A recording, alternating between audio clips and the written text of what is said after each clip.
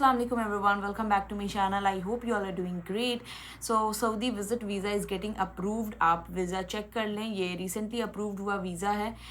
Stamping में क्या time लग रहा है, कौन सी डेट पे आप ट्रैवल कर सकते हैं, डॉक्यूमेंट्स अकॉर्डिंग टू 2026 क्या क्या डॉक्यूमेंट्स होना इंपॉर्टेंट है, और आपको स्टैंपिंग कब तक करवानी है, कितने दिन का वीज़ा लग रहा है, मल्टीपल है या सिंगल है, ये सारी चीज़ें मैं इस वीडियो में बताऊंगी. तो वीडियो को एंड तक जरूर देखिएगा. So let's just start the thing without wasting any time. So सबसे पहली चीज़ की विजिट वीज़ा के लिए कौन कौन से डॉक्यूमेंट्स होना इंपॉर्टेंट है और क्या कंपनी का अप्रूवल इंपॉर्टेंट है. येस, बिना कंपनी को बताए आप अपनी फैमिली को विजिट वीज़ा पे नहीं बुला सकते हैं. ठीक है, आपको चैम्बर करवाना होता है. सबसे पहले आपको आपका पासपोर्ट, आपके बच्चों का पासपोर्ट और आपकी वाइफ का पासपोर्ट होना इंपॉर्टेंट है. देखिए, विजिट वीज़ा में एक सवाल ये भी आता है कि हम विजिट वीज़ा कौन कौन से लोगों के लिए अप्लाई कर सकते हैं. तो basically you can apply visit visa for your blood relatives, जिसमें आपकी भाई बहन, मॉम मीन्स आपकी mother, father, wife and children basically आते हैं. ठीक है, तो मैं इस वीडियो में सबसे पहले बात करूंगी वाइफ एंड चिल्ड्रन के लिए. तो अगर आप अपनी वाइफ एंड बच्चों को विजिट वीज़ा पे बुलाना चाहते हैं तो आपका पासपोर्ट,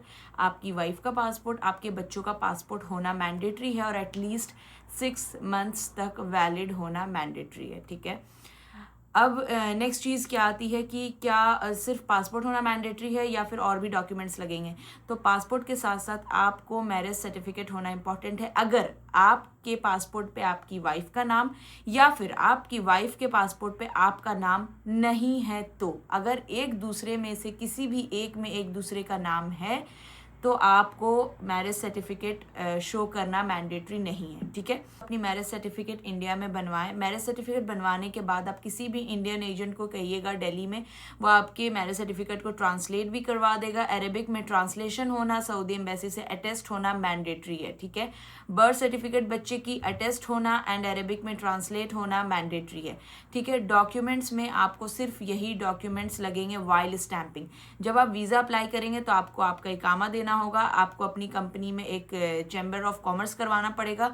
अच्छा, जहाँ पे आपका सपोज बहुत लोगों की कंपनी जुबैल में है लेकिन हेडक्वार्टर जद्दा में है, तो आपको जब आप अप्लाई करिएगा तो जहाँ आपकी कंपनी का हेडक्वार्टर आप एचआर से चेक करके वहीं का आप लोकेशन पुट करिएगा. चैम्बर ऑफ कॉमर्स करवाने में आई गेस 35 रियाल लगता है. 35 रियाल दे के आपका जब चैम्बर ऑफ कॉमर्स हो जाएगा, आपका विजिट वीज़ा आप अप्लाई कर दीजिएगा. डॉक्यूमेंट्स मैंने बता दिए, आपका इकामा, पासपोर्ट, बच्चे का passport, birth certificate and marriage certificate ही लगेगी while stamping also. And applying में तो ये सर्टिफिकेट्स नहीं लगती हैं, सिर्फ पासपोर्ट लगता है. ठीक है, सो ये चीज़ें आप दे करके वीज़ा अप्लाई कर सकते हो. वीज़ा आपका अप्रूव हो जाएगा within a week. Currently visa approve हो रहा है, बहुत सारे लोगों का नहीं हो रहा होगा, मगर मेजॉरिटी का अप्रूव हो जा रहा है. ठीक है, अब एक सवाल ये आता है कि हमें अरेबिक में अप्लाई करना इंपॉर्टेंट है. ये मिथ है, मैंने पहले भी बोला है. इट्स नॉट मैंडेटरी कि आप विजिट वीज़ा अरेबिक में अप्लाई करें. जो यूएस के लोग आकर के यहाँ जॉब करते हैं वो क्या अरेबिक में अप्लाई करेंगे या उनका वीज़ा ही नहीं अप्रूव होगा? तो ये सारी बेसलेस बातें हैं. ठीक है, अब वो कहते हैं ना कि अपना अपना पॉइंट ऑफ व्यू है, तो ऐसा कुछ नहीं है कि आप अरेबिक में अप्लाई करिएगा तो ही आपका विजिट वीज़ा अप्रूव होगा, तो ही आपका विजिट वीज़ा अप्रूव होगा. ठीक है, आप किसी भी आप इंग्लिश में भी अप्लाई कर सकते हैं, आपका वीज़ा अप्रूव होगा. उसके बाद अब चलते हैं स्टैंपिंग की तरफ. तो स्टैंपिंग में आपका जिस दिन वीज़ा अप्रूव होगा उस दिन से लेकर विद इन 1 मंथ में आपको वीज़ा स्टैंप करवा लेना है. आप चेक करें, यहाँ पे भी यही चीज़ मैंशन है कि विद इन 1 मंथ आपको वीज़ा स्टैंप करवा लेना है. जब आप स्टैंपिंग के लिए जब आप वीज़ा अप्लाई करते हैं उसी वक्त आपसे पूछा जाता है आपको मुंबई देना है या फिर दिल्ली. दिल्ली में एंड मुंबई दो ही जगह वीज़ा स्टैंप होता है, तो आप अपने अकॉर्डिंग सेलेक्ट कर सकते हैं. अगर आप दिल्ली पुट करेंगे तो आपको कोलकाता ताशीर और मीन्स जो दिल्ली के अंदर ताशीर आती है वहाँ जाना पड़ेगा. जब आप वहाँ जाइएगा तो आपको अपॉइंटमेंट ले करके जाना है. लाउंज भी ले सकते हैं आप, नॉर्मल भी ले सकते हैं. लाउंज में चीज़ें फास्ट होती हैं, फैसिलिटीज़ ज़्यादा होती है. फैसिलिटीज़ का मतलब ये आता है बैठने का sitting area and they give you like plus minus. अगर हाफ एन आवर हो गया तो कंसिडर करते हैं. जब आप नॉर्मल अपॉइंटमेंट लेते हैं तो ये चीज़ें कंसिडर नहीं होती हैं. ठीक है, आप अपॉइंटमेंट लेके ताशीर जाइए, पासपोर्ट सबमिट करिए, आपका जो visa copy, approved visa copy है वो सबमिट करिए, बच्चों का पासपोर्ट सबमिट करिए, birth certificate, marriage certificate and that's all. कोई आधार पैन कार्ड की ज़रूरत नहीं है. In some time they ask इकामा ऑफ द हस्बैंड ऑल्सो. ठीक है, इन फ्यू केसेस.